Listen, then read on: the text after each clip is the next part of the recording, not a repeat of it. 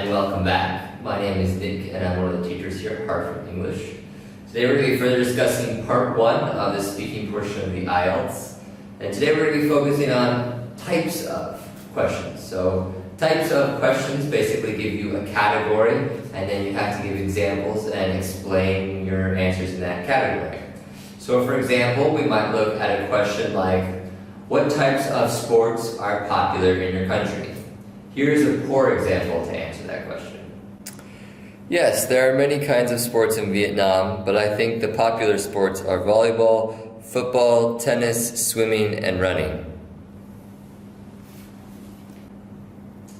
Now, the biggest problem with that last answer was it was content-driven. And a lot of students make this mistake where they think types of, and then they try to list as many types as they can. But you don't really get points for how many you list. If you list 2 or if you list 7, you don't get extra points for that. Again, it's not about the content, it's about your ability to speak English. So we're going to look at another example right here in a second, and it's going to show you where you don't just say a bunch of things. You can choose 1 or 2, but then explain it using high-level English, and that's what's going to get your score higher. Here's an example of a much better answer. Vietnam, like most other countries, has a great affinity for sports, especially soccer. Most children here have been on a soccer team or at the very least played the game outside with their friends. Besides that, swimming, badminton, and yoga are all gaining mass popularity in Vietnam. Swimming in particular has seen a large boom after a 19-year-old Vietnamese swimmer took gold in the Asian Games this past year.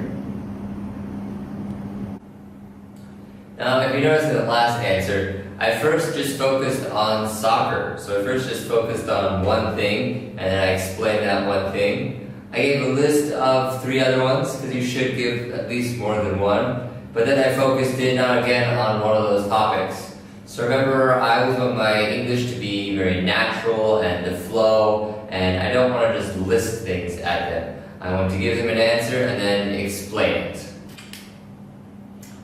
Alright, now let's talk about the structure that we're going to use to answer type questions. First, we want to use a beginning phrase. We could use something like, well, actually, or of course you know, or sure, obviously, or of course it goes without saying, or of course, certainly.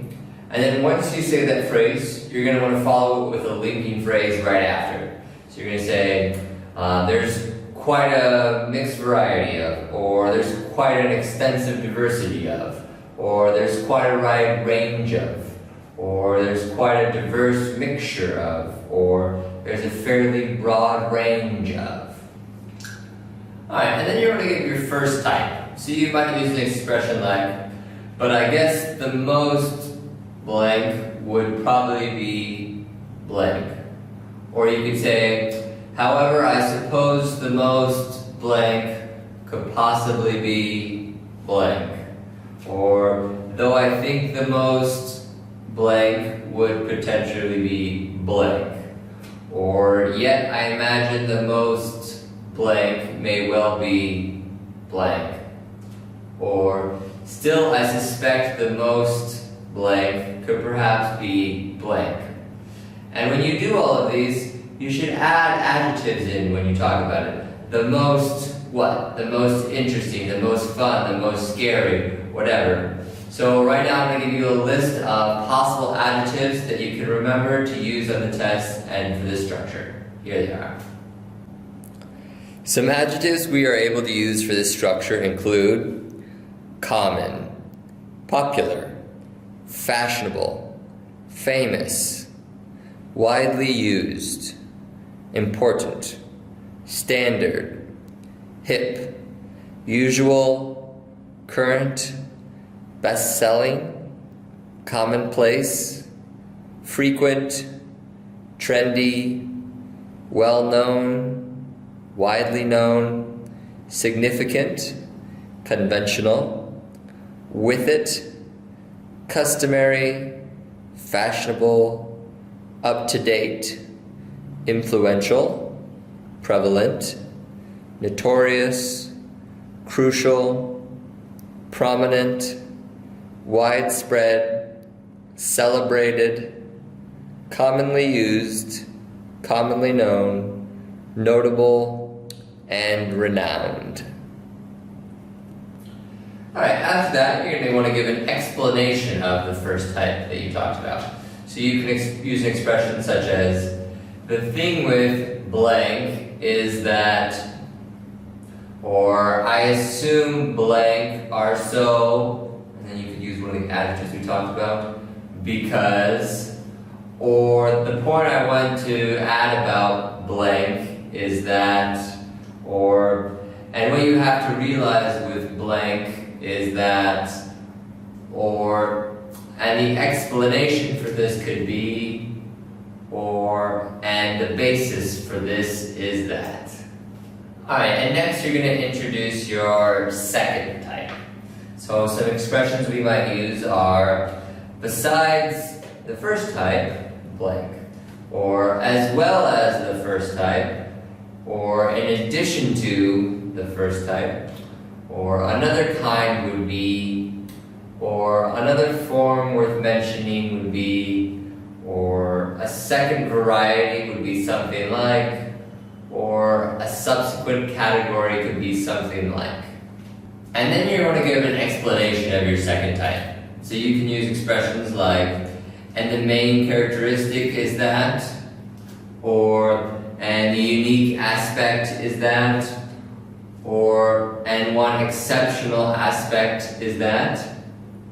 And then you have your conclusion, which it's good to maybe give an alternative. So you could say things like, and of course there's the usual things like, or, and obviously you can also find things like, or, likewise as might be expected there are things like, or, and naturally there are things like.